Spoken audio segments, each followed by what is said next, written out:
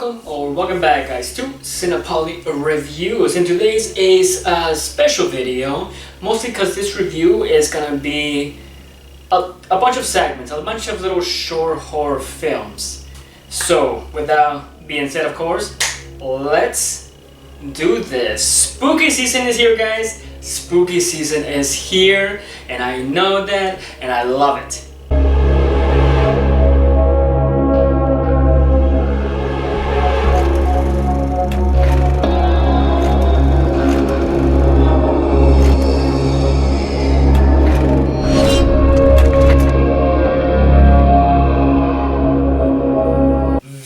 VHS Halloween. First and foremost, I just want to say this. I don't know why it took them so long for them to come out with a VHS Halloween concept. They have had a lot of VHS films and a lot of short horror films, some really good and some not so good. And I have seen most of them. Anthology films and stuff like this, it makes me so happy because not only does it let those directors that directed and written those short horror films, but just it exposes them to more things to do in the future.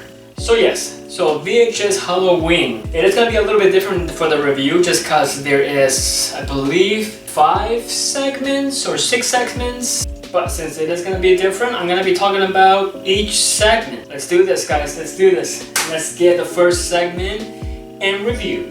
The first short horror film that I'm going to talk about is the main narrative, the main segment. Those main segments that you see on every VHS movie, where it just begins with and then it cuts out, comes back to the main narrative, cuts out to the segment, and so on and so on. Now this one is called Diet Phantasma, directed by Bryan and Ferguson. And here's the thing guys, those main narratives have always been a letdown, very disappointing, and this one is no different. Let me tell you what it's about. So this company, it's putting out these soda products, and there's human testers that are testing these sodas to see if they're good. Obviously, these sodas are mixed with possession ingredients and bad ingredients that make these human testers either explode, get possessed, bleed. It was fun. It was fun in the beginning, and it was funny, and it was also very scary with, you know, that visual effects and just the blood and just you know, the splatter of good things in body parts and whatnot, right? That being said, it got very repetitive. Every single time it cut back to the main narrative, I just wanted to just, you know, okay, just hurry up, you know, just have this person test the soda, have them explode, have them just bleed out of their eyes, and just go to the next segment, because that's how much I didn't want to see it. It was very annoying, and it sucks because I wanted to be good. The main narrative has always been very disappointing. The main narrative, I would have to give it a 6 out of 10. Now the very first segment is called Kuchi Kuchi Ku, directed by Anna Zlokovic. Sorry Anna if I butcher your last name. So this first segment is about these high schoolers that it's their last year of trick-or-treating because they're just being grown out of the phase of trick-or-treating. We've all been there. I think I stopped trick-or-treating once I was like a freshman in high school, I believe. They find this house that has this identity that is very motherly. Let me put it just that way. I'm not gonna spoil it. And so they go into this house, they get trapped into the house. They have a lot of disgusting stuff going on in this first segment. I actually like this first segment. Like, once the first segment started, I was like, okay, this VHS movie, it's a good start. And I absolutely love everything about what was going on in this first segment. I love how gross it was. I love that even the actresses here and just the tension that it kept building up. It was scary, but also very, very disgusting, and I absolutely love that. So I would have to give the first segment a 8 out of 10. Good start.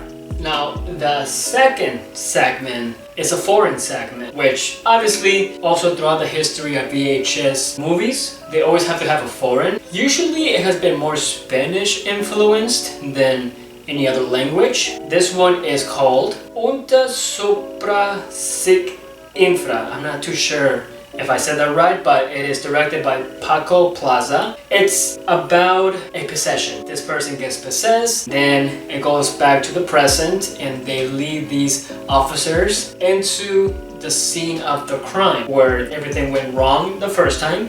They go back to the scene of a crime and all of a sudden it happens all over again. This one, I would say it's a little more serious in the kind of tone, but also made it fun as well. It still stuck to the Halloween theme. The deaths in this was beautiful. And I didn't like it as much as the first segment, but it was still a good rhythm. I absolutely enjoy how the visual effects were done here. So, good job. And that being said, I would have to give, I'm not even gonna say that title again. I would have to give this a 7 out of 10. Now, the third segment, I thought it was close to my favorite. It's called Fun Size, directed by Casper.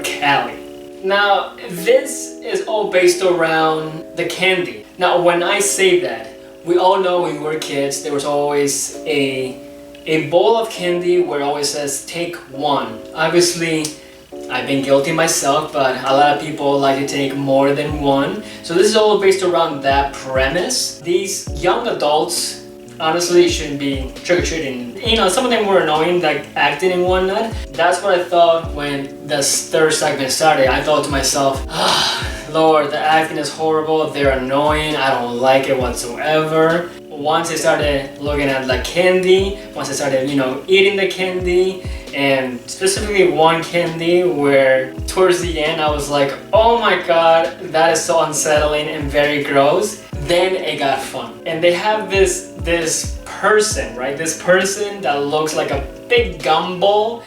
Get big gumball that you can buy from Fortnite probably. It looks like the goldfish. But I thought this was wacky.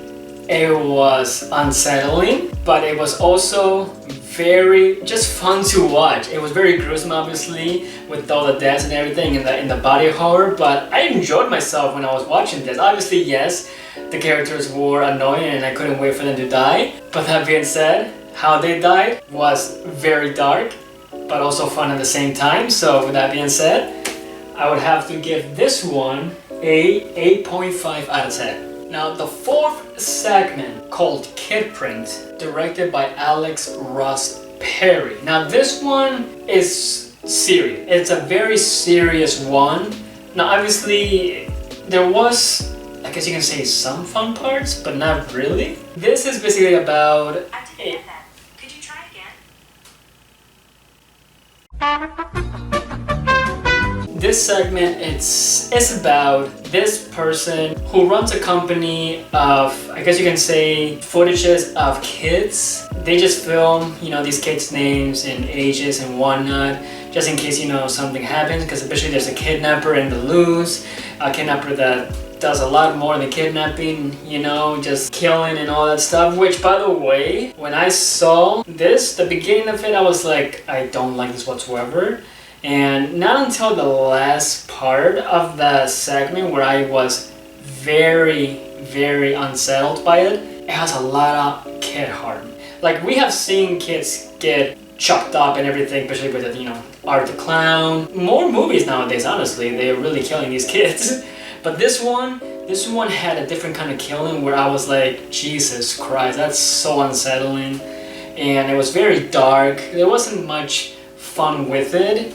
And yes, it still stuck to the Halloween concept of it. I didn't quite like it as the others. Most of the movie I didn't like. Once it went to the ending, then that's where it gets very unsettling.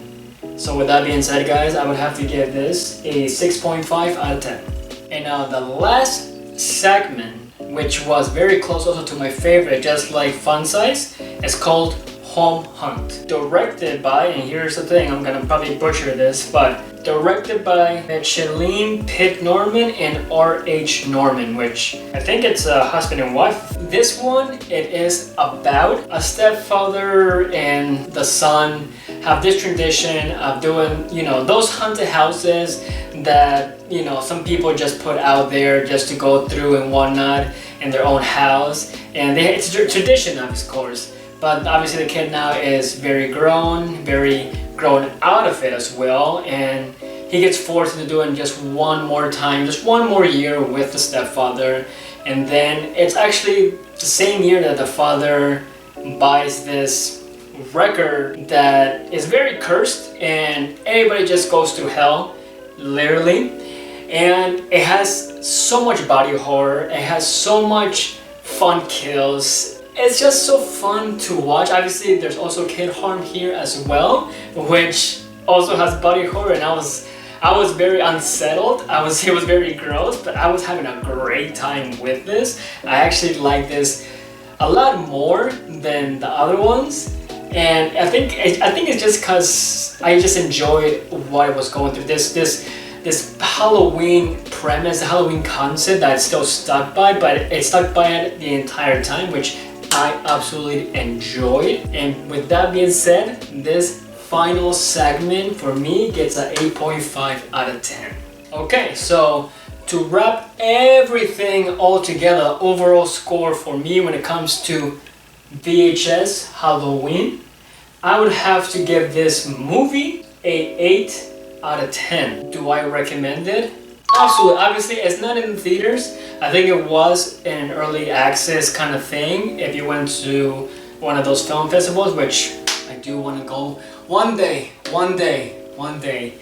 But I would stream it. If you have Shudder, see this film because it is so fun, it is so unsettling, it is so gruesome, and I absolutely love the fact that they finally did a Halloween concept of it. So what did you guys think of VHS Halloween? Did you like it? Did you not like it? What is your favorite VHS film? Guys, don't forget to like this video, subscribe to the channel. As always, I have been Pauly, this has been 10 of Pauly Reviews. That's all, guys.